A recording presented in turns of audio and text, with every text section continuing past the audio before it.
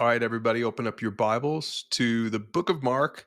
Today, we're going to be in chapter 10, starting in verse 46 and ending in verse 52. And we're going to look at the story of this blind beggar who really has no purpose in life. And this interaction that Jesus has with him begs a question for all of us. So here's the question we're going to start with today. What's keeping you on the sidelines? Today's message is for anyone who's lost their purpose, anyone who's lost their joy. Maybe you've struggled in your own pursuit of God. Maybe you've been disappointed with God. Maybe it's because you're in bondage to sin or some kind of an addiction in your life, or maybe it's just because you feel worthless and unworthy to pursue God. Well, today's message is just for you. So let's get to the text, starting in verse 46. It says that the disciples reached Jericho, and as Jesus and his disciples left town, a large crowd followed him. And a blind beggar named Bartimaeus, which means son of Timaeus, was sitting beside the road. And when Bartimaeus heard that Jesus of Nazareth was nearby, he began to shout, "Jesus, son of David, have mercy on me."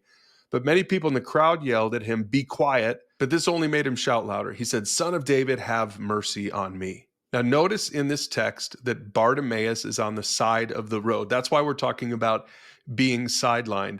Bartimaeus was sidelined because of his blindness. Back then, if you were blind, it was pretty much like you had to be a beggar. There was nothing more that you could do in life. And so this guy was totally desperate. And I also want you to notice that Mark gives him a name. His name is Bartimaeus. Mark didn't have to include that detail, but I think he did because doesn't it make a difference to know that this guy was somebody's son, right? I mean, if you've ever seen someone begging on the side of the road, it's easy to have an attitude toward that person until you think that, well, that person has parents, a mom and a dad who loved them at some point and probably wanted to provide for them and certainly never had this kind of thing in mind for them. So that's Bartimaeus' name, but notice that he knows Jesus' name. He says, "Jesus, son of David." And that meant that Bartimaeus understood that Jesus was the Messiah because son of David was a messianic title. So Bartimaeus certainly knew that Jesus was more than a prophet. He was more than a good guy or just a teacher, that he was actually the Messiah. So he didn't care when the crowd is trying to put him in his place because he's too desperate for that. Desperate people ignore the crowd. And here's what happens next, verse 49. When Jesus heard him, he stopped and he said, "Tell him to come here." So they called the blind man. "Cheer up," they said. "Come on, he's calling you." Bartimaeus threw aside his coat, jumped up, and came to Jesus. And Jesus said, "What do you want me to do for you?"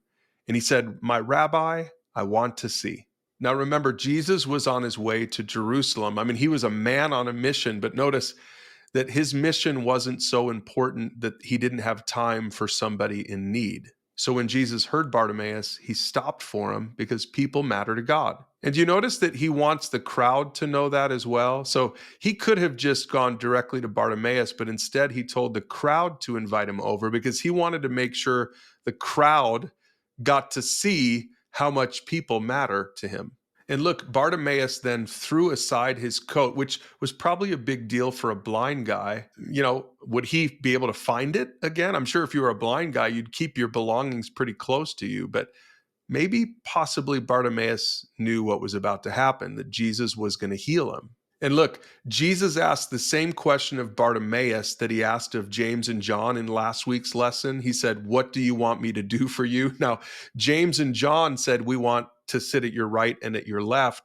But Bartimaeus just wanted something way simpler. He said, "I want to see." And this story ends in verse 52. It's real simple. Jesus said to him, "Go, for your faith has healed you."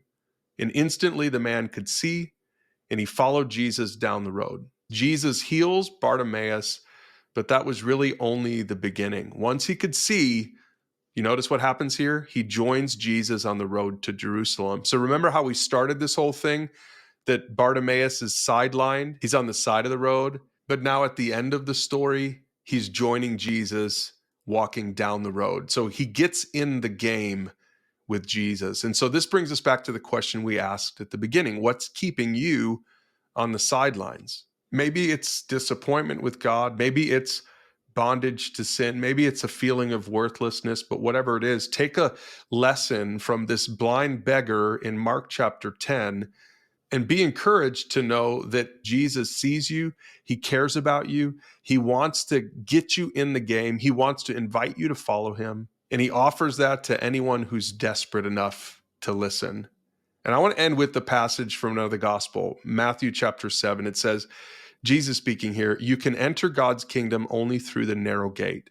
The highway to hell is broad, and its gate is wide for the many who choose that way. But the gateway to life is narrow, and the road is difficult, and only a few ever find it. This blind beggar was one of the few who found it. I'm sure there were many other people on the sidelines that day who weren't desperate enough, who didn't follow through, pushing through the crowd to seek Jesus and the healing that he could bring them. But the beggar was desperate enough. Jesus can see past the crowd and the chaos to hear the voice of those who have been sidelined in life. And if that's you, call out to Jesus. He offers purpose and joy to anyone who's desperate enough to follow him.